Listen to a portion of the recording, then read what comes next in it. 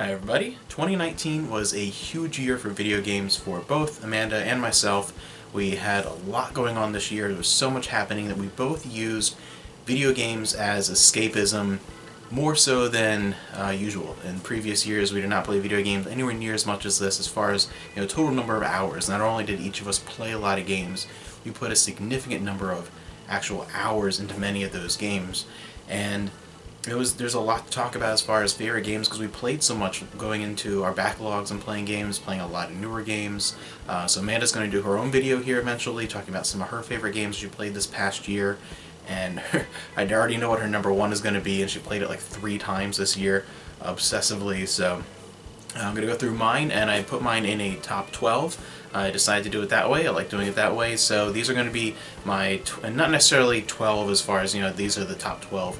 In the order of best games, but in the order of how much I enjoyed them. So these are the 12 games I played through in 2019, starting with number 12. A bit of a blast from the past with a new coat of paint, the Crash Insane trilogy on the Nintendo Switch. And I was heavily into the PlayStation 1 during that era, played that endlessly. It's one of my most played consoles to this day, so it was cool being able to get these, and I was excited to see that it was very true to the originals, just kind of updated visually and a few extras here and there, but it was very, very true to the originals. It was just kind of being able to re-experience those old games in a new way.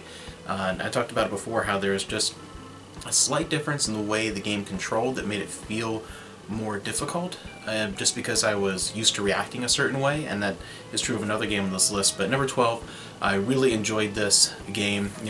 My least favorite of the year, but I loved every game that I played. I'm very picky about what I add to the collection and actually spend my time playing.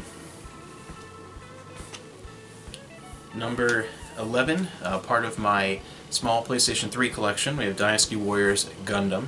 As far as PlayStation consoles, that's my smallest collection, but I did tackle a couple games for the system this year. This was one they played, the first one I played of the year for the PS3, Dynasty Warriors Gundam. I really enjoy the Dynasty Warriors style games more so when they have a theme. I just picked up earlier this morning, the Dragon Quest Heroes. I want to play through that. There's some Kamen Rider games, Fire Emblem, the Zelda. There's so many different themed games like that, because just the traditional Dynasty Warriors I kind of got bored with, even the Samurai Warriors several console generations ago. But when they have a cool theme, I still might be interested depending on what the theme is. And this one I've been looking forward to. I was going to get it on PS2, but found it on PS3 cheap, so I got that. And I loved this because I like Gundam, and I particularly enjoy the first decade or so of Gundam, which is really what this covers. Like pretty much the original series through the 80s, and then a couple of the 90s series I grew up with on Toonami. Those are the ones that I really, really love, and that's pretty much what this is. So I enjoyed the heck out of that. I played through everything. Every single thing you could do. I sunk a ton of time into that, more so than I think I ever have in that type of game. Normally the Dynasty Warriors, those type of games, those Musu games, endless fighting, I put a little bit of time into, but I never really complete a lot of them. Number 10, Splatoon. I'd actually already played Splatoon 2 before, as we got a Switch the year before we got a Wii U, and it was interesting playing it that way. I think with some of these games that had sequels or ports from the Switch to the Wii U, and having played the Switch version first, it's kind of interesting. But with Splatoon, as far as single player, because Splatoon is very heavily into the competitive multiplayer, but I really don't play online very much. So it's much more the single player experience, and I really enjoyed both of them. I think overall, though, as far as just the single player experience, I think I might prefer Splatoon 1, which is interesting. I don't know why, but for some reason I enjoyed it a little bit more. It's very, very similar, just kind of different level designs and a few differences here or there, but overall very similar experiences. And as far as the single player experience, Splatoon 2 almost feels more like a Splatoon 1.5 in a way. But if I had to choose between the two just to play through the story mode, I think I actually prefer Splatoon 1, so I was very excited to be able to play this and play it in that order. Number 9 is an interesting one because I had a lot of fun with it. I really, really enjoy it. and I'm very happy to have it, but it was also a little bit disappointing. It's a little bit of back and forth, but the CTR Crash Team Racing Nitro Refueled, if you watch my videos, I'll link them below in the description at the end, my top 200 video games of all time. This is my favorite multiplayer game ever, the original version of this on PS1, and I really enjoyed this too. This is still one of my favorite racing games, definitely top 3 or 4, but it doesn't quite touch the original. Kind of like the Crash, the remasters. This is a little bit more so because this is a little bit more near and dear to my heart, that there's tiny bits of a difference in the way the physics work. It affected me far more the way the AI works, things like that. There were just tiny little differences in the updates to the gameplay that it had a greater effect on me here, greater negative effect, because the original Crash Team Racing I played so much. I still play it. I grew up, we played it every Christmas morning. After we got the game, we played, originally it was the NES, and we migrated up to playing the PlayStation, playing CTR every Christmas morning. I play it all the time. I just rebeat it this past summer on the PS1 using the PlayStation 3 back here. PS1. I absolutely love that game, and it's a game I don't think about when I put in, because I put so much time into it. I just kind of play. I just kind of react. You don't even think about what you're doing, you just kind of do it. And with this, I would do things and I would just be a tiny bit off when I would do something, and I'd have to adjust in my mind, and it would affect the gameplay a little bit to where it felt almost unnatural the way it was controlling. And it's not a negative on this game, it's just the experience of being so ingrained in one version of the game and then playing this version of the game made a little bit of a difference. But I absolutely love it. It looks fantastic. Visually, they, again, like the remaster of the first 3 Crash games. Now we have all the PS1 games aside from the the party game one there, Crash Bash.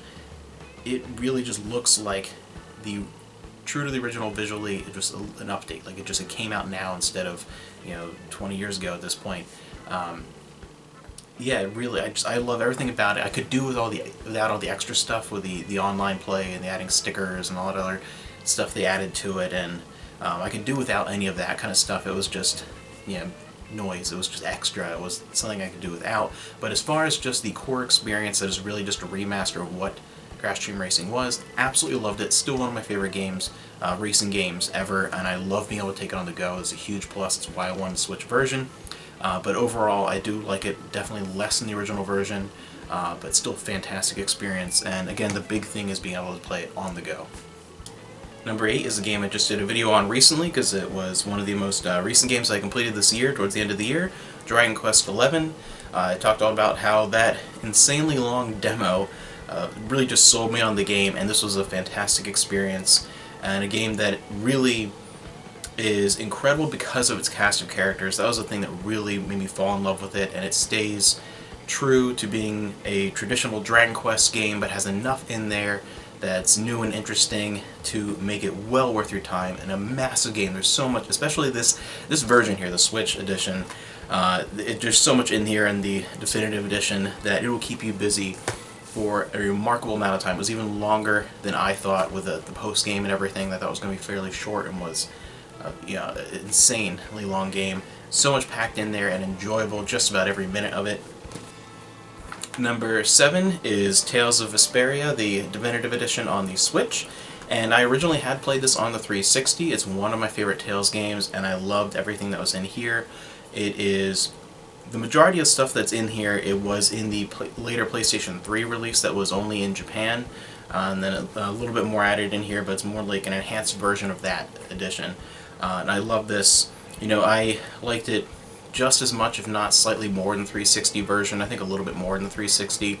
And then you add on top of that, again with the Switch, the ability to play Tales of Vesperia on the go, in addition with extra content, and it's just the perfect version, in my opinion, of an already amazing game. So this was a fantastic experience, and is my new favorite version of that game. Number 6, a game I played at the very beginning of the year. We have Tokyo Mirage Sessions Sharp FE, which I'm still shocked this is coming to the Switch. I can't believe it. This was, as far as financially and number of copies sold, was pretty much a flop on the Wii U, and I thought it was just going to die there. But I'm very excited. It's getting a second chance at life, and it has been revealed that there's going to be additional content on the Switch version. There's going to be at least like a new dungeon, some new character arcs and things like that. There's going to be new stuff in it, which is great because this is a fantastic game that I said before, particularly if you are a fan of modern Persona games, 3, 4, and 5, this is going to be right up your alley. I mean, if you're just into SMT in general, you might like it. A fan of like Nocturne and things like that, you might enjoy it from a lot of the gameplay perspectives. If you're a fan of Fire Emblem, maybe you like it. It's very different from those games, from my experience. But definitely, if you are a fan of the modern Persona games, this is going to be right up your alley, and it's a fantastic game. And this was a huge surprise because I thought I was going to like it, but I wasn't quite sure, but I wanted to grab it on the Wii U and give it a shot, because this is one of those games where if it had not received the Switch port that's going to be getting fairly soon, this would have been one of those games that years down the line was going to be way too hard and expensive to get. So I really wanted to grab it. I'm very happy that I did, because this was a fantastic experience, and I would definitely be picking it up on the Switch and replaying it, not right away, but probably at some point next year or so I will be playing that version. But yeah, that was a surprise hit for me personally. Number 5 is God of War, God of War 4, the kind of soft reboot of the series. I loved this game. I've played all the previous God of War games, and I enjoyed them all, but I didn't enjoy them enough to where they didn't make it onto my list of favorite games that I did in previous years, and a whole series of videos. None of the God of Wars made it on there. I really enjoyed them, but they weren't favorites of mine. I love the changes. This is the best game in that series, in my opinion, from every aspect. I enjoyed the gameplay more. I enjoyed the story more. I loved the storytelling in this game. It was fantastic.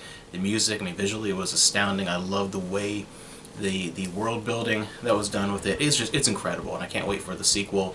And I'll just leave it at that, because I know that in Amanda's video she's going to be talking about this. So that is my 5th favorite game of the year. And just a remarkable experience, and that's one that I was looking forward to from the first preview, but I did not expect to like it that much more than the other God of War games. Like I said, those didn't make my top 200. That's in my top 50. Huge difference. I really, really loved that game and the changes compared to the older games in the series.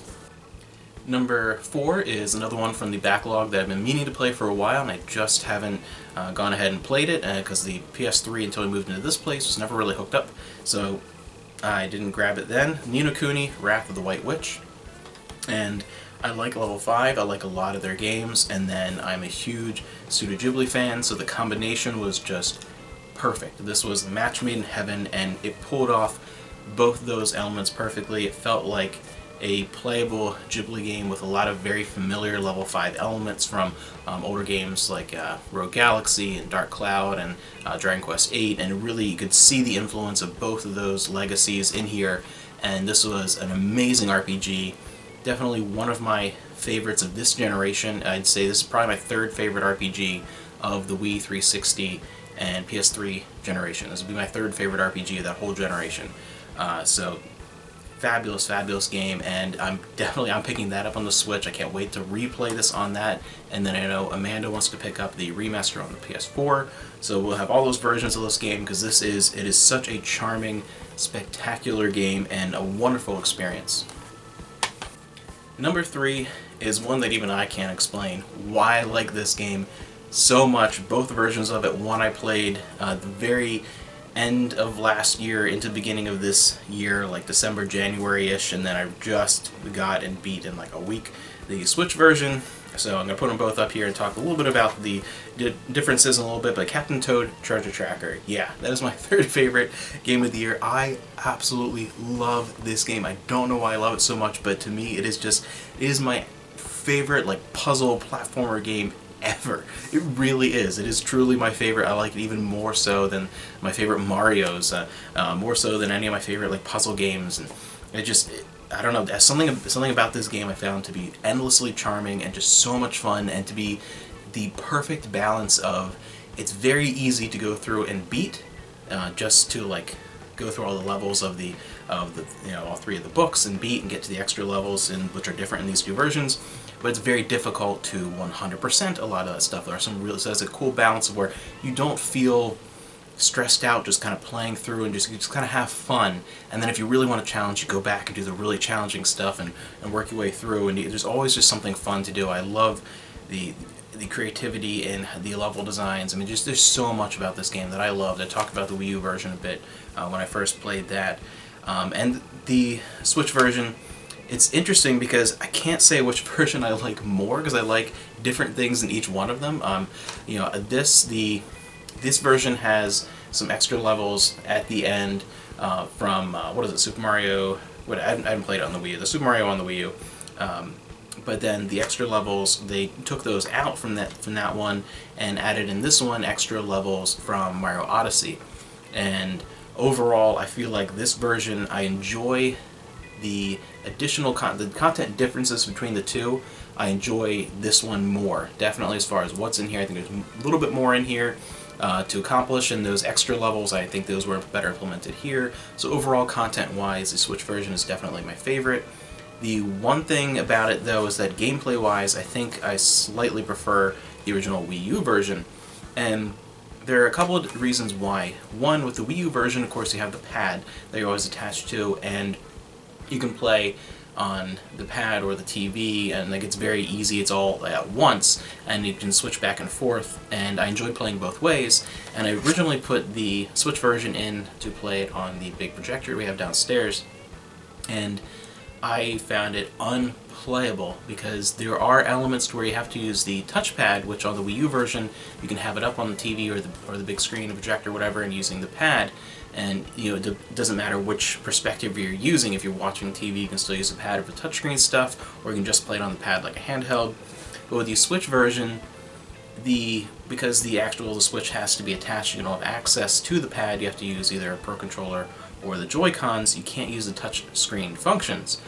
So what they did was they made this cursor that you have to control to implement those touch screen functions if you're not playing in handheld mode.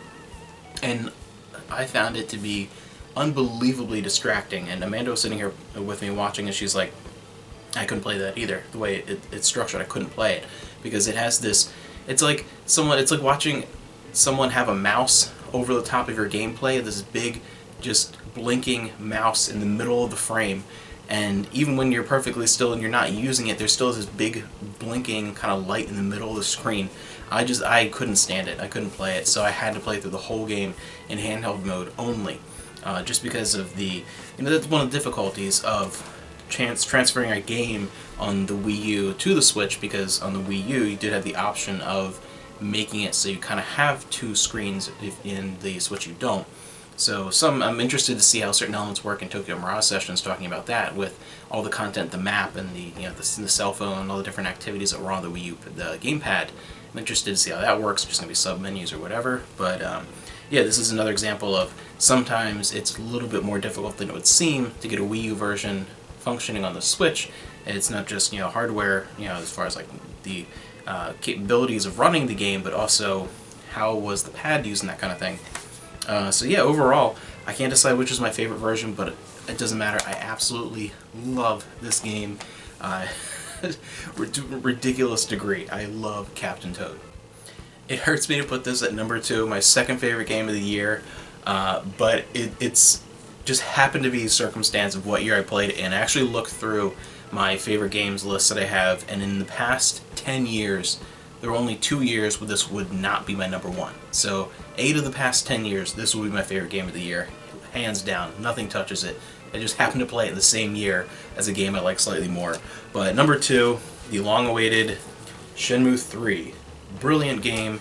I will put a link to my full video, my review talking about Shenmue 3, because it's a long one. There's so much I won't go through here.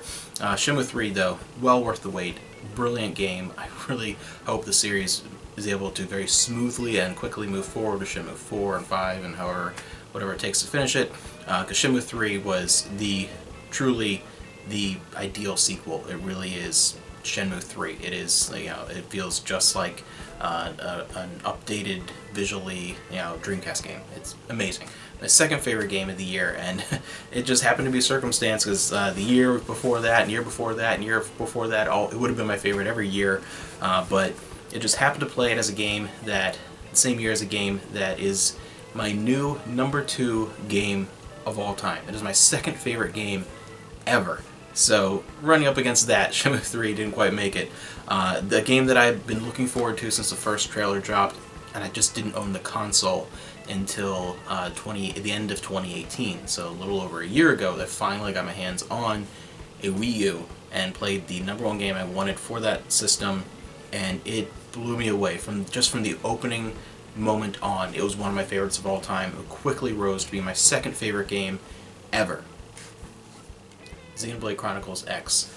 I love this game so much. I put more time into this game in my first playthrough than I've ever put in a single playthrough of any game ever. On any console, PC, doesn't matter. I've never put more time in my initial playthrough of a game than my first playthrough of Xenoblade Chronicles X. The first quarter of this year, that is what I did. Didn't watch a ton of movies or TV or like anything. Didn't read a whole lot. I was just this is what I did for the first few months of the year. Was Xenoblade Chronicles X.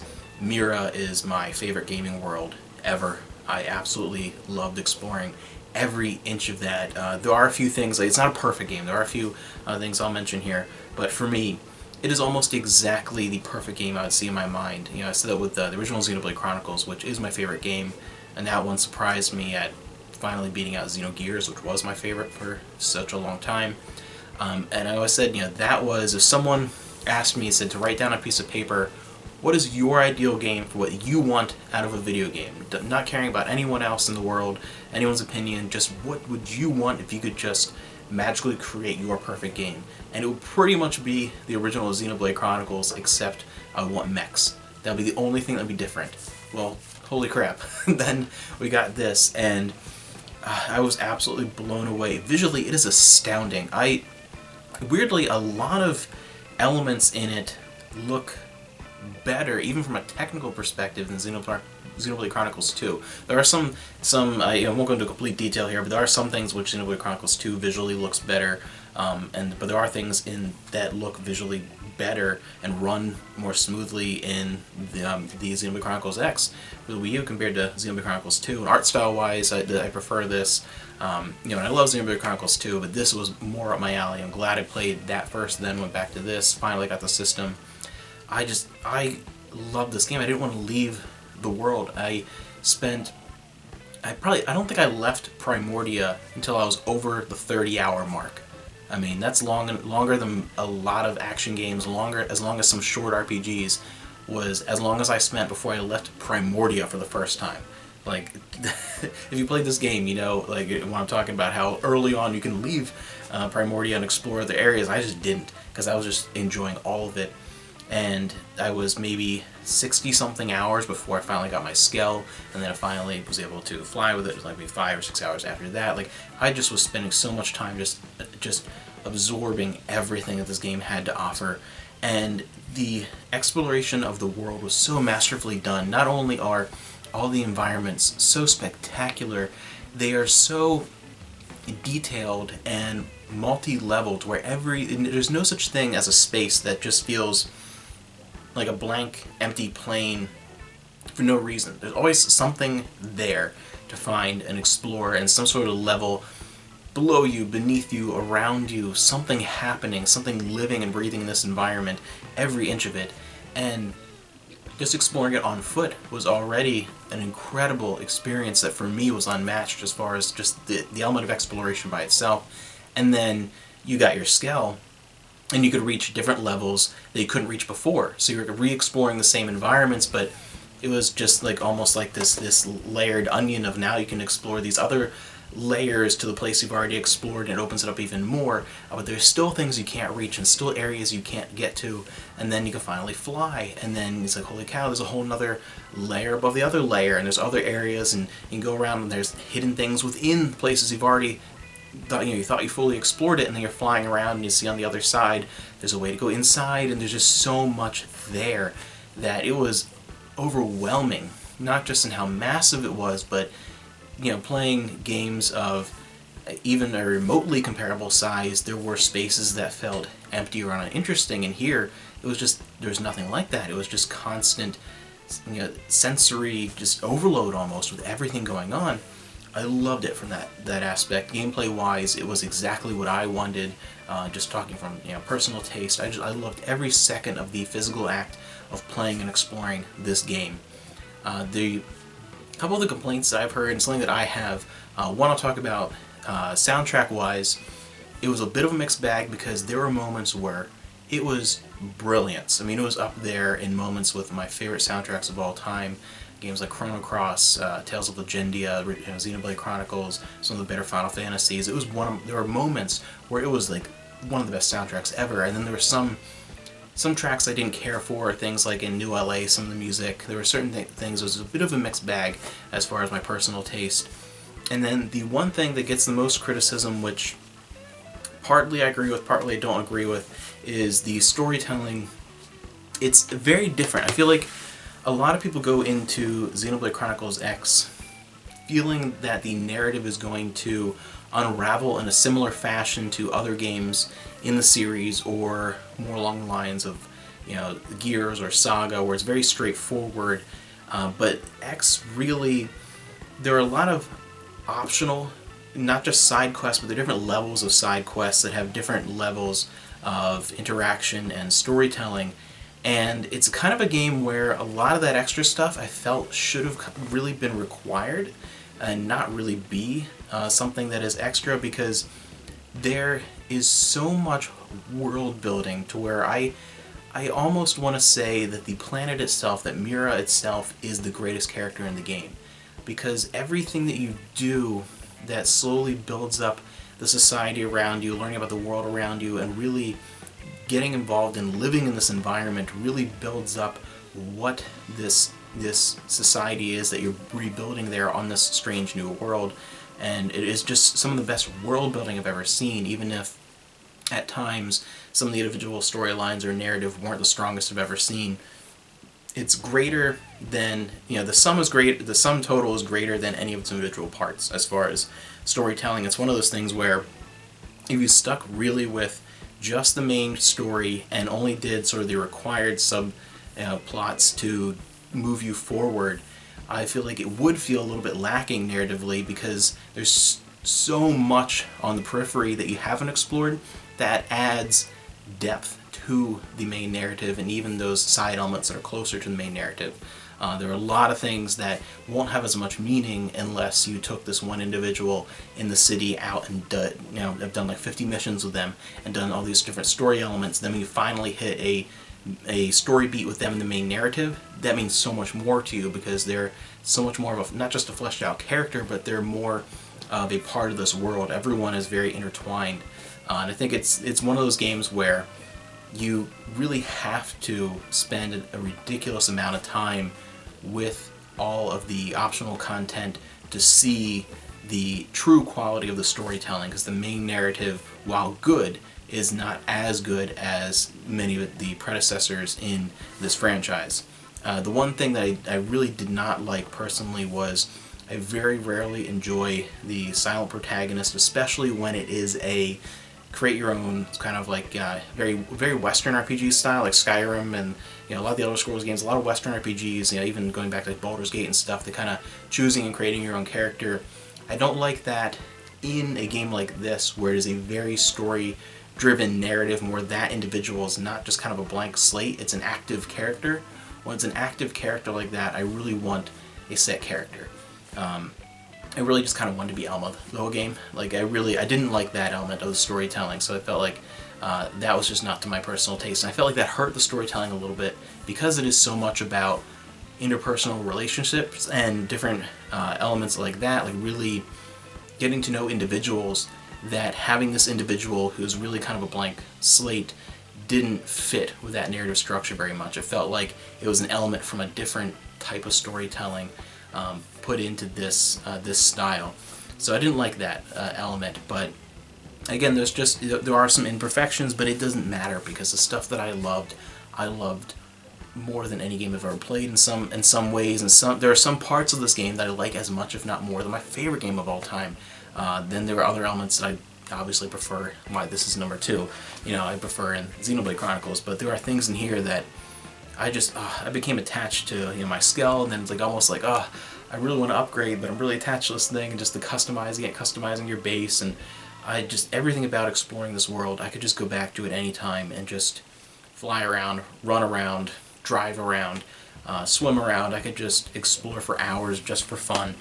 I absolutely loved Xenoblade Chronicles X. I really hope it ends up on the Switch, but at this point, I doubt it. I think it's stuck on the Wii U forever. I could be surprised, because I was surprised by, the Tokyo Mirage sessions coming out, but that one's easier to transport over, and there would be... The other thing, too, is that this, without giving anything away, ends in an absolute cliffhanger where it's like, okay, where's number 2? And I feel like porting this over really almost makes it so you have to then invest in also doing a sequel. And with the path that the series has taken, and with the success of Xenoblade Chronicles 2 and Torna, and now getting the definitive edition, the remaster of Xenoblade Chronicles, I think it's moving much more in that direction and away from what X is, which X I love because it's very much a fusion of what the series was and has become. There are parts of it that are very much Xenogears and Xenosaga, but the way you play through it and a lot of the more current gameplay elements are much more Xenoblade Chronicles 1 and 2, so it's a mix, and I think that's why it's kind of the black sheep, because it feels like the fandom for this franchise is very much two camps, kind of like the way you have a lot of more fans of Persona 1, 2, and 2 that are a little more into that, and Nocturne and Digital Devil Saga, and you have other fans who are much more only into the Persona 3, 4, 5, and their 100 billion spin-offs and animes and everything like that. It feels like with this series it's very much a lot of newer fans from Nintendo consoles, with Xenoblade Chronicles and Xenoblade Chronicles 2, and then older fans from the very different Gears and Saga trilogy, and this is kind of something that's a little bit of both, so it doesn't quite appeal to both, I think, in many ways. It's what I like about it is almost the reason I think why a lot of people don't like it, because it's a fusion of both those, the old and the new. To me, yeah, that's where I'll leave it with this. My favorite game of the year, my second favorite game of all time. I absolutely love it. I really want to get my hands on the limited edition box set. I haven't been able to grab that, but yeah, I really want to grab that sometime, because I love this game so much, and yeah, it makes me want to play it again, but I can't invest the time right now. Yeah, I absolutely love this, and those are my favorite games of 2019. Again, a lot of backlog and some current stuff, and this was a long video because I've never spent this much time in a single calendar year playing video games. These were a lot of long games, a lot of RPGs, and this was hundreds of hours by itself. Shenmue 3 I spent even longer than in Dragon Quest. Yeah, this was a great year for video games, and there's a lot of great stuff coming up next year, and I can't wait to see what this video is going to look like at the end of next year, knowing a lot of stuff that's coming out. How much will I love the Final Fantasy VII Remake? You have Xenoblade Chronicles Definitive Edition coming out next year. There's just so much, and we don't even know most of what's coming out next year, and yeah, I look forward to the future, because this was a brilliant year for video games, and I really hope 2020 is just as exciting.